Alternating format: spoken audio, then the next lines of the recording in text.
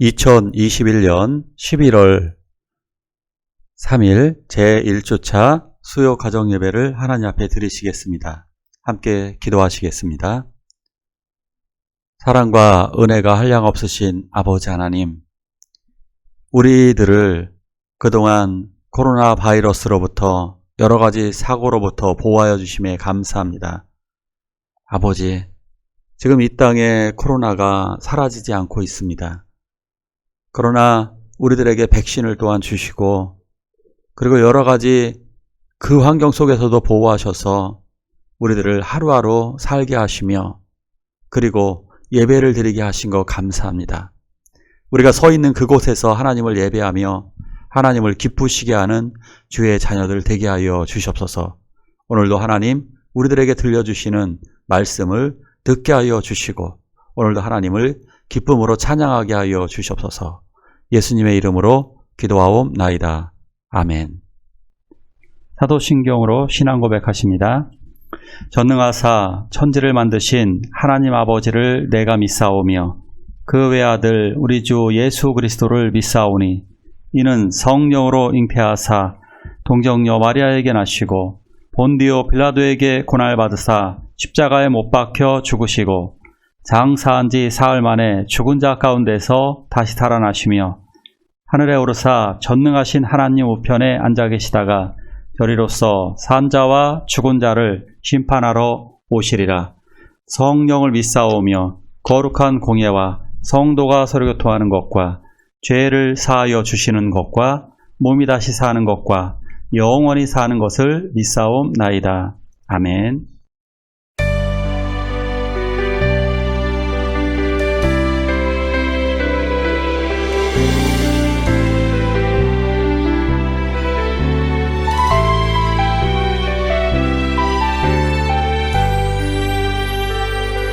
오소서 주님, 나의 마음은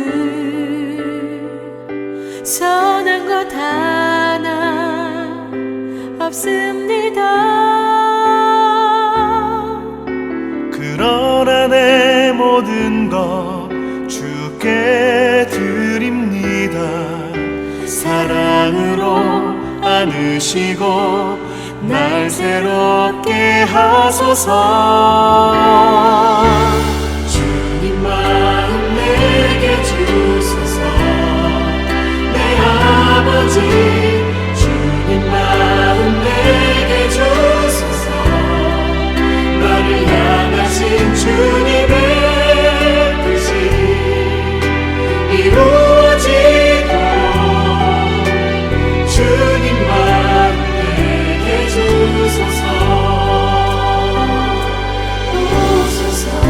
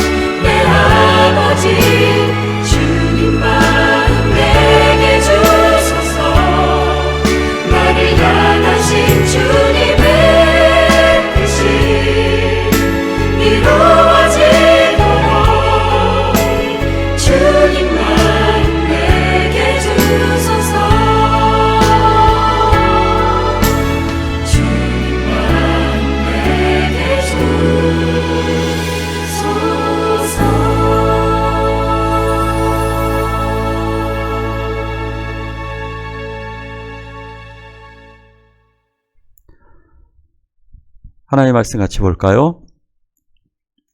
이제 바로께서는 명철하고 지혜 있는 사람을 택하여 애굽 땅을 다스리게 하시고 바로께서 또 이같이 행하사 나라 안에 감독관들을 두어 그 7해 풍년에 애굽 땅의 5분의 1을 거두되 각 성읍에 쌓아두게 하소서. 바로가 꾼 꿈을 아무도 해석하지 못했고 그것 때문에 굉장히 고통스러워했습니다. 그러나 요셉은 아주 심플하고 아주 간단하게 쉽게 해석을 해 주었습니다.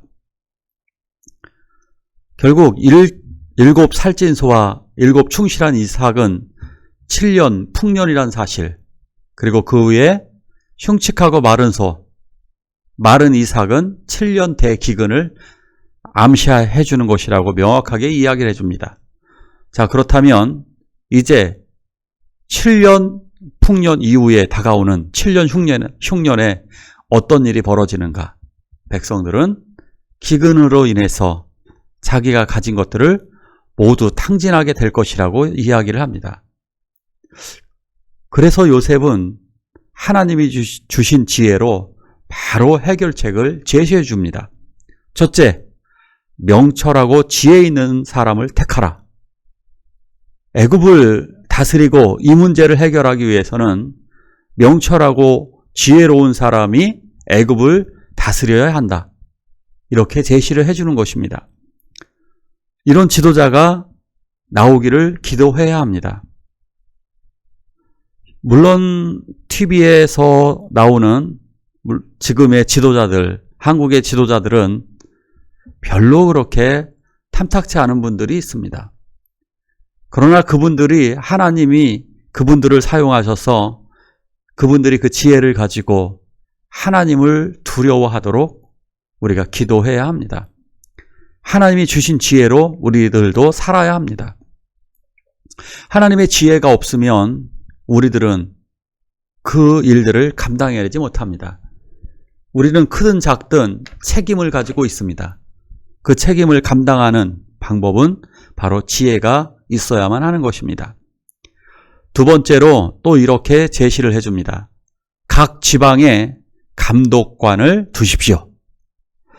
각 도시와 지방에 감독을 세워서 매년 5분의 1씩 저축을 하십시오. 그러니까 풍년 때에 5분의 1씩 저축을 한다면 7년이 지난, 흉년 7년이 지난 이후에 그들은 그것을 다 버텨낼 수 있다라고 하는 말씀입니다. 아주 기가 막힌 방법으로 해석과 그리고 해결책까지 제시해주고 있습니다. 이방인들은 전혀 할 수 없는 일이죠. 이것은 하나님이 요셉을 사용하시며 또한 애굽도 통치하시고 섭리하신다는 것을 보여주고 있는 것입니다. 온 세상에 임한 기근으로부터 야곱의 가족을 구해내고 그리고 애굽에 사는 사람들도 하나님이 살리시고 온 세계를 구원하시는 모습을 보여주시는 것입니다.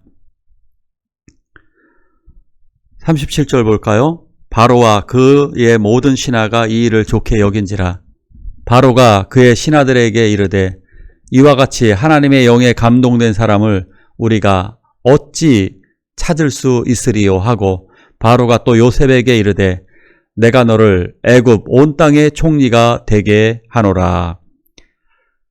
요셉의 해석과 방비책, 특별히 이 방비책은 그 신하들에 의해서 이구동성으로 좋게 좋았다고 이야기를 했습니다.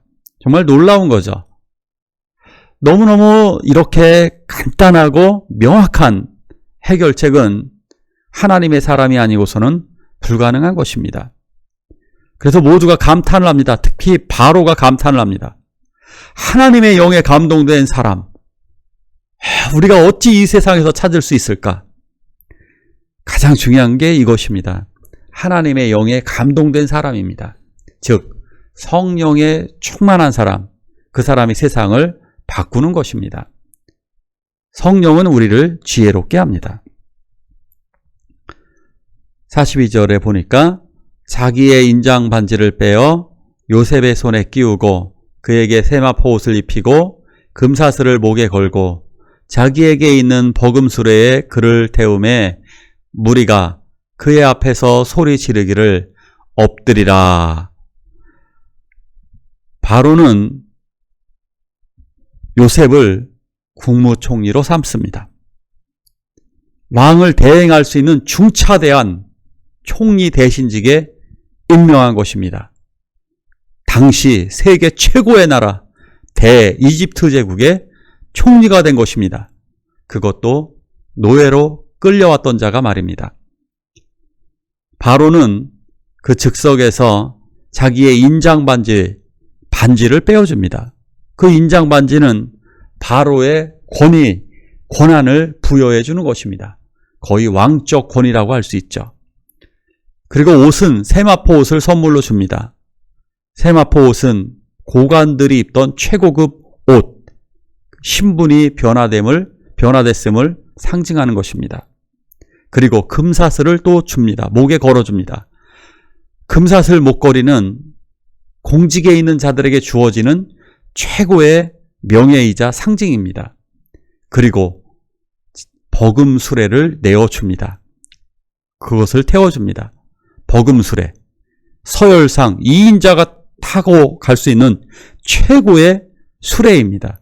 그러니까 지금으로 치면요, 최고급 리무진, 방탄차라고 볼 수가 있는 것입니다. 그리고 마지막으로 이건 또 정말 엄청난데요. 요셉이 지나가면 모든 사람은 엎드리라고 말을 합니다.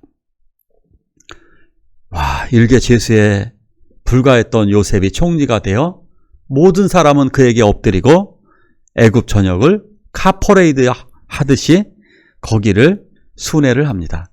순찰을 합니다. 정말 감동입니다.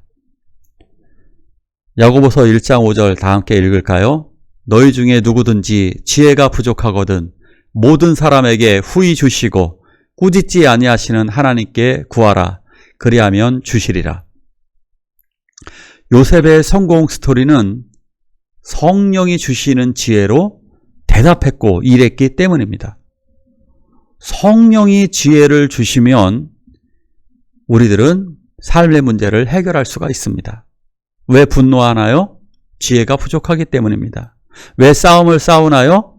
지혜가 부족하기 때문입니다.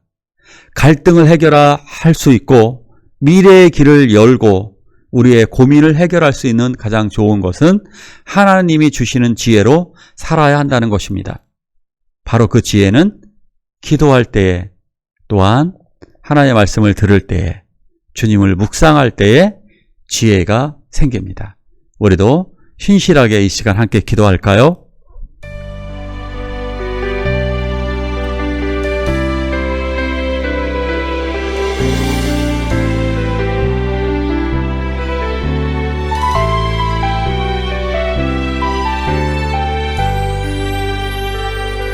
오소서 주님, 나의 마음은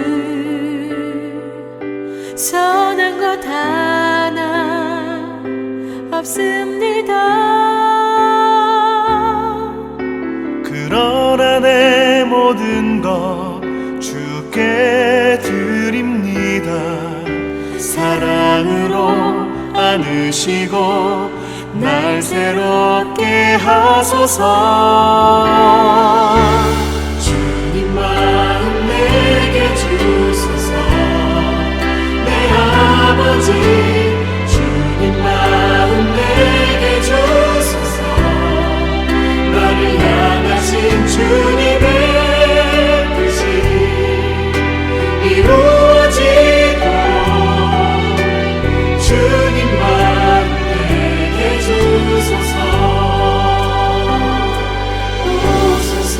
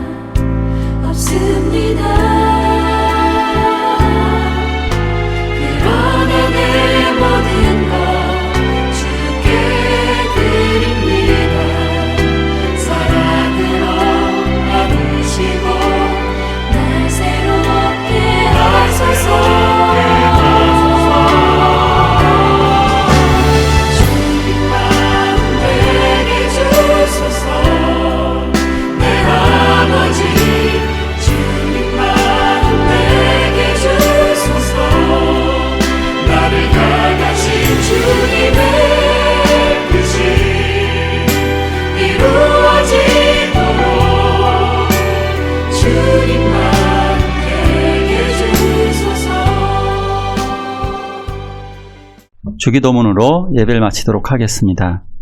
하늘에 계신 우리 아버지여, 이름이 거룩히 여김을 받으시오며 나라가 임하옵시며 뜻이 하늘에서 이루는 것 같이 땅에서도 이루어지이다. 오늘날 우리에게 일용할 양식을 주옵시고 우리가 우리에게 죄지은 자를 사하여 준 것 같이 우리의 죄를 사하여 주옵시고 우리를 시험에 들게 하지 마옵시고 다만 악에서 구하옵소서. 대개 나라와 권세와 영광이 아버지께 영원히 있사옵나이다. 아멘.